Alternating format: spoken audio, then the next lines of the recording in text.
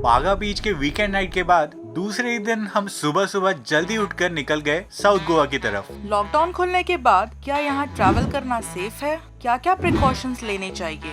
कैसे आप सेफली घूम सकते हैं? और खाने के लिए साउथ गोवा के बेस्ट एंड पॉपुलर लोकेशन कौन से हैं? ये सब अगर आप जानना चाहते हैं तो ये वीडियो आप एंड तक देखिए। सो अब हम चल पड़े साउथ गोवा की तरफ, जो बागा से तकरीबन 45 to 50 किलोमीटर दूर है। लॉकडाउन के बाद गोवा सबसे पहला स्टेट है जो टूरिस्ट के लिए ओपन हुआ है। और जब इंडिया में वेकेशन की बात आती है तो सबसे पहले माइंड में गोवा ही याद आता है। गोवा के वो ब्यूटीफुल बीचेस, ओल्ड गोवा से गुजरते हुए वो टेढ़े मेढ़े रास्ते, लश ग्रीन कोकोनट ट्रीज, वो माइंड ब्लोइंग सनराइजेस और सनसेट पॉइंट्स, और हाँ, last but not the least, सबको बेहद पसंद आने वाली वो नाइट पार्टी लाइफ, जिसका मजा आप देर रात तक गोवा में ले सकते हो। लगभग 1 घंटे की अमेजिंग बाइक राइड के बाद हमने एक छोटा सा ब्रेक लिया और हमने इस रोड के साइड कॉर्नर रेस्टोरेंट में लंच करने का फैसला कर लिया।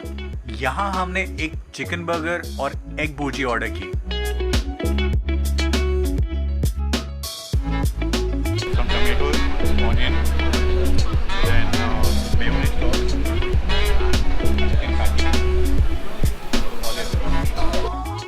दोनों फूड टेस्ट में बहुत यमी थे।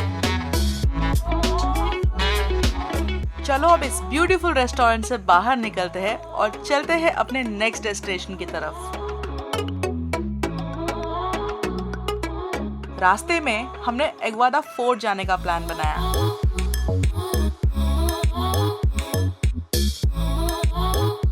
बट अनफॉर्चुनेटली एग्वादा फोर्ट विजिट करने नहीं मिला बिकॉज पैंडेमिक सिचुएशन की वजह से गोवा में कुछ लोकेशंस बंद रखे हुए थे।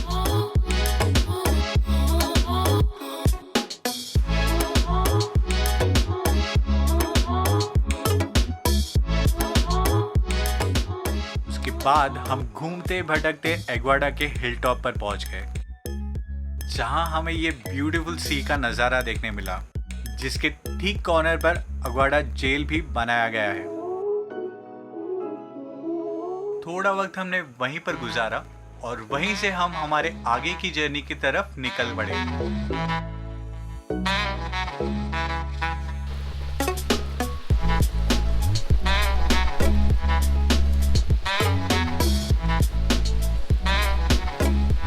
हाफ जर्नी तक तो हम पहुंच गए, अभी और 20 किलोमीटर्स हमें ट्रैवल करना है।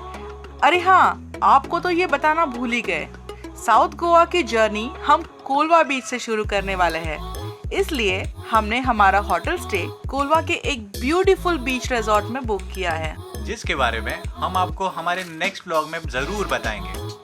पणजी से मडगांव जाते समय हमें बहुत सारा इंफ्रास्ट्रक्चर बनते हुए देखा, कुछ ऑलरेडी पूरा हो गया था और कुछ अभी भी अंडर कंस्ट्रक्शन है। इन कुछ सालों में बहुत कुछ चेंज हो गया है। I mean, लास्ट टाइम जब हम यहाँ पर आए थे तो ये रोड्स बहुत ही नैरो थे और कंस्ट्रक्शन जस्ट स्टार्ट हुआ था, और ऑलमोस्ट 3 से 4 सालों में यहाँ पर इतना बड़ा हाईवे बन जाएगा ये हमने सोचा भी नहीं था।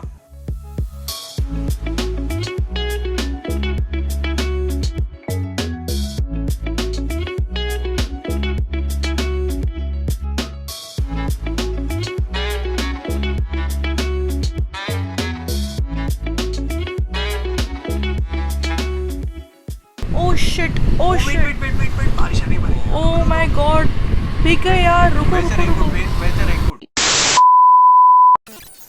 हालत खराब हो गई। हमने जैसे तैसे हाईवे के कॉर्नर पर गाड़ी रोकी और फटाफट हमारे गैजेट्स जैसे लैपटॉप, कैमरा बैग, इन सब को अपने रेनकोट से कवर कर दिया। बारिश और हवा इतनी ज़्यादा थी कि हमारे लगेज के साथ साथ हमारे गैजेट्स, कैमरा और लैपटॉप बैग सब कुछ भीग गया। किसी तरह हम बचते बचाते होटल तक तो पहुंच गए। हमें बागा भी जाना है फिर से, और ये पूरा फोरकास्ट यहाँ पर दिखा रहा है पूरे हफ्ते का कि ठंडा स्टॉर्म होने वाला है।